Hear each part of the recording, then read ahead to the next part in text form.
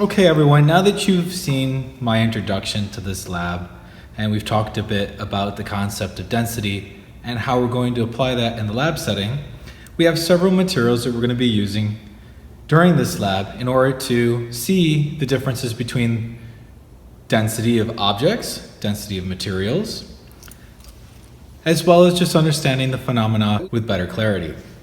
So let's take a look at what we have here for materials so that we have a better understanding of what we need to use. Triple beam balance, which is going to take the mass of our objects, so we can move weights along our triple beam balance, triple beam being 1, 2, 3 beams, and each beam has a different amount of balancing weight. This back beam has increments of 10 grams until you reach 100 grams for whatever mass you have on this plate here. The middle beam has a weight for increments of 100 grams across for whatever mass you have on this plate.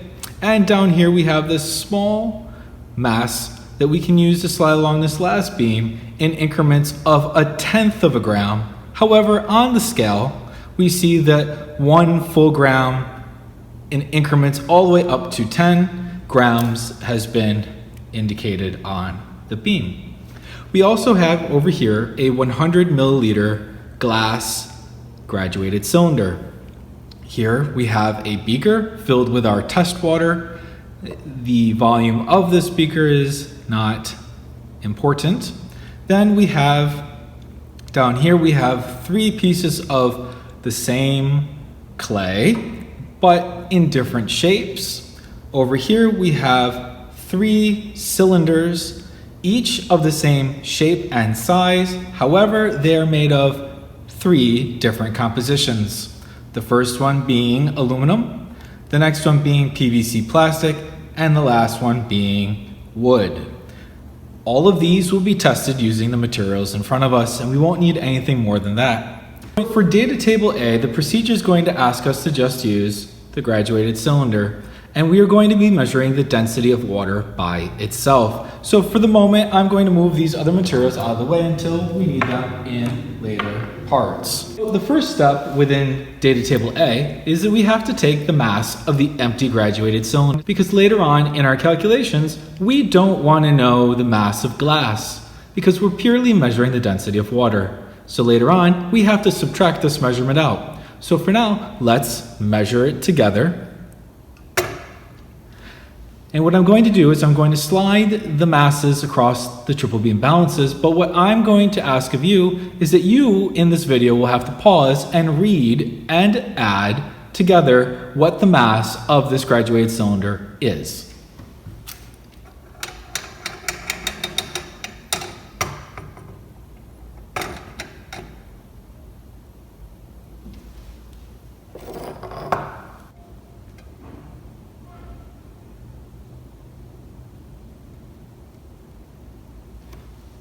As you can see, the line over here, indicated by the 0 level line, is meeting with my triple beam line, indicating that we are balanced.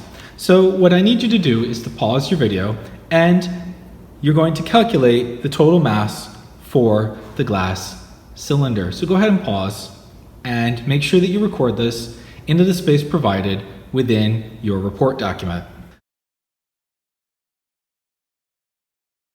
We are now going to fill it up with a volume of water.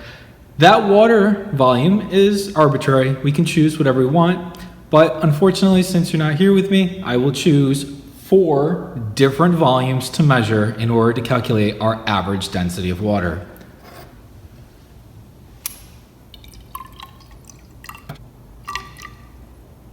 To the best of your ability, now that I have filled it, take a reading off the graduated cylinder.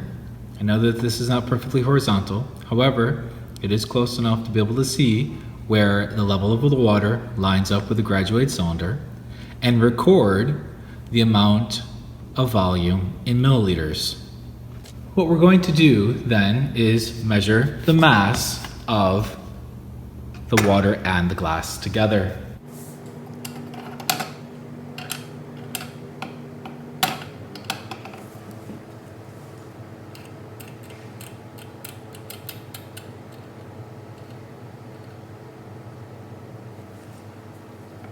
Based on moving the masses across the triple beam balance, you can see that over here I've got my weight in the back is 10 grams. This weight here, you can see where the arrow is pointing, and you can see where the arrow is pointing here. What I'd like you to do now is to record the mass for our first test of the density of water. Now it's time to do some calculations. So let's together take a look and see if you have the same thing as me for this first example trial. Let's look at it together here. We should have together a dry mass of 90.6 grams for the graduated cylinder dry. We have a volume of 27 milliliters, and we have a mass of 117 grams. That's the combination of the glass and the water. So to get this middle column here, so we should have a setup like this, and then calculate to solve. So we should have a mass of 27.6 grams, which is the mass of the water. Now it's time to fill in the density. Now I know that not all of you have a printed version of this, so you should be able to type this into the boxes as I have them laid out. For density formula, make sure that you're doing mass, whatever your mass value is, / divided by the volume with units included for both. Now we have our setup for density being 27.6 grams over 27 milliliters. Now it's time to calculate that and round to the nearest hundredth. So after it's calculated, you should end up with a density of 1.02 grams per milliliter. So what I'm going to do for the next 3 trials is purely show you the measurements. You will do all the calculations, you will fill in your table, and then in this last column here with all of your densities, you will take the average of all these values and put it here.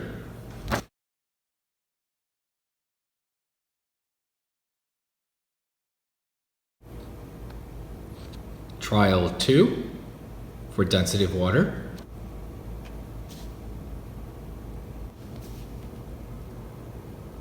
Trial 3.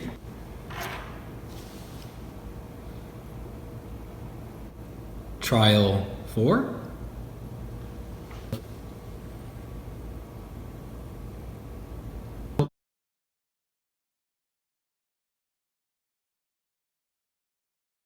What will be important to us for this lab is remembering, or at least indicating, what our starting volume is for the displacement method.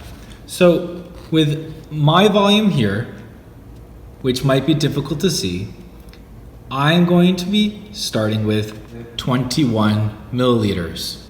The next thing that we need to do is measure the mass of the round clay ball. The round clay ball should not get wet.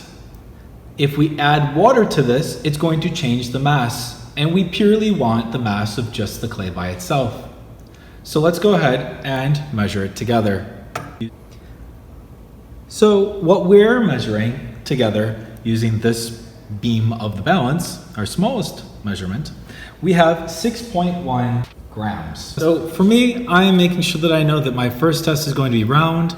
We have a mass of 6.1 grams. Our starting volume is 21 milliliters.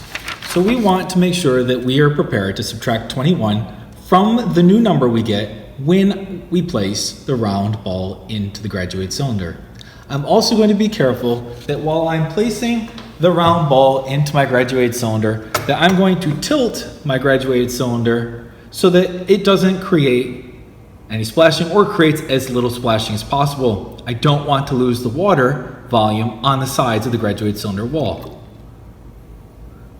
So now let's get a new volume. It looks to me like it is at 25 milliliters. In your case, you're going to type a 25 milliliters minus a 21 milliliters, and then it's going to equal 4 milliliters. Now you have all the information you need in order to solve density of the round clay. If we take a look here with our setup, we have our mass over our volume, and now it's time to solve to the nearest hundredths place. So when I calculate that, I get a 1.525, which is not to the hundredths place, but I'd like to highlight there's a 5 in the thousandths place. So 5 or higher, we're going to round the 100ths place up for our final answer, which leaves us with a density of 1.53 grams per milliliter. So in order to then measure the next one, I'm going to have to take the mass dry, then I'm going to have to place it in the graduated cylinder, but first recording the volume that I have it starting at, which I'm leaving it at 25, which is where we left it last with the round.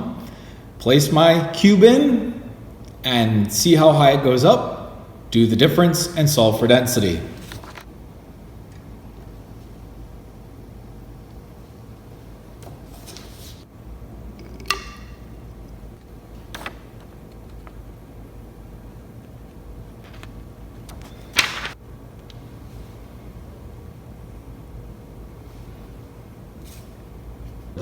The last test did not leave enough room in the graduated cylinder for my last object, being the rolled clay, so I've chosen a new volume to start at.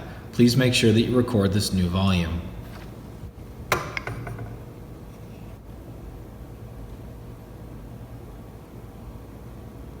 So at this point, we've now completed all the measurements needed for clay.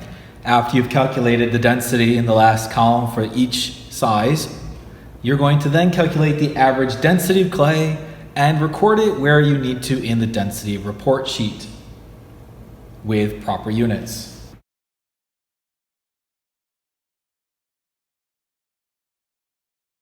In this last experiment, part C, we're going to be calculating the densities of 3 different samples. All of these samples will have the same shape.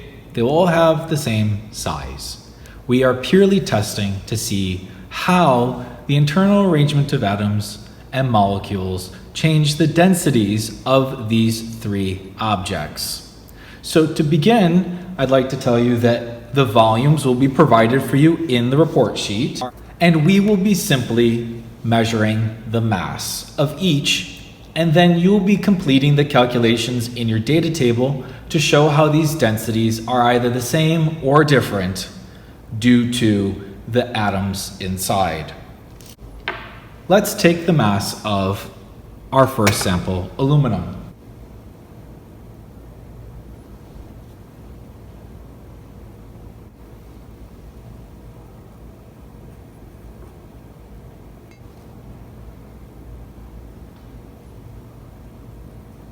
Okay, so now you should have all of the data you need for part C in order to calculate the density of aluminum, PVC, and wood.